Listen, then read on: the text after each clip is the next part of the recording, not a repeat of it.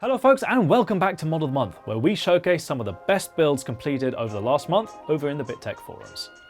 Corsair has upped the ante and are providing a host of Hydro X themed goodies, with first place netting a choice of an XC9 or XC7 RGB CPU block, a choice of GPU block from their range, an XD5 RGB pump reservoir combo, and a Commander Pro. Second place gets a choice of CPU block and GPU block, and third gets a choice of CPU block. As ever, if you want to be in with a chance of taking part and netting some pretty awesome Corsair goodies, all you need to do is have a completed project log hosted over on the BitTech forums. Enjoy the builds. Of course, as ever, a huge congratulations has to go out to last time's winner, which was Jarvis by Deblow. Rob pipped the others to the post with his bombastic robotic design based around Tony Stark's Iron Man suit assembly system. Now let's go check out who's in it to win it for this month. Pure Pastel is a build designed to look uncluttered and elegant. However, quite often with builds like these, there's a little more to it than meets the eye. The Pure Base 500 is a fairly compact chassis, so squeezing in a neat water cooling loop does actually take some proper forethought. Chris decided to make a blanking panel fitted with bulkhead fittings to enable both straight tubing runs and also clean cabling. The cables themselves are passed through the plate, which acts similar to a cable comb. The components were then painted to fit the blue and white theme, which gives the mod a very cool and crisp appearance. Now, Curved has been a bit of a long time coming. In fact, Johan started this project back in 2012 when I was doing my own first mods as a BitTech forum member. Substantial progress had been made, but then of course life got in the way, as it has a habit of doing. However, years later, Johan returned to finish what he started.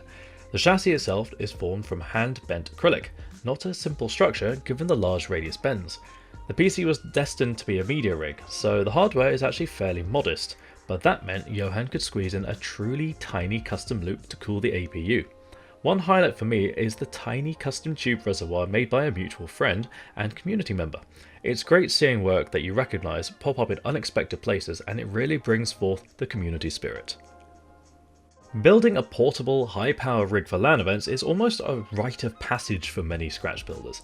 Dave Cathy decided to make use of his experience with composites to craft a carbon fibre chassis in order to have the build function as a backpack. Whilst much of the build is focused on saving weight, he still wanted the performance of a water loop. No mean feat in a portable PC. Now, 24 pounds is still pretty hefty, but for a high-spec rig with 2x2 40mm radiators, it's actually pretty admirable. Carbon fibre is very tricky to work with, especially if you want to maintain an even weave pattern on the surface. Also, the window on the back of the GPU sitting prominently in view definitely adds to the whole aesthetic and would fit in perfectly in a LAN scenario too. Unfortunately, there's not a whole lot documented in the project log for Actina, so I'm going to have to go on what's outwardly visible here. The project is a very high-spec, scratch-built chassis entirely CNC machined from a combination of acrylic and thick aluminium. Aside from the bombastic look, there are a number of really exciting features to be found. First up, there are the D5 Next pumps, which have been mounted directly into the base plate. Whilst I wouldn't personally recommend this setup, the large reservoirs should provide plenty of gravity feed to prevent them from running dry.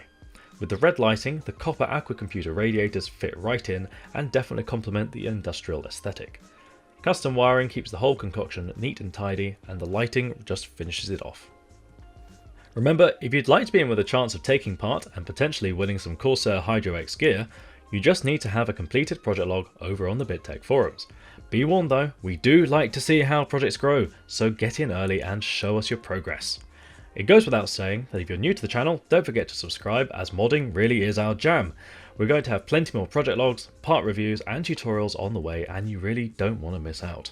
You can also find us over on Facebook, Instagram, Twitter and builds.gg. We're also on Discord, so why not pop over and say hi. Take care folks, and I'll catch you next time.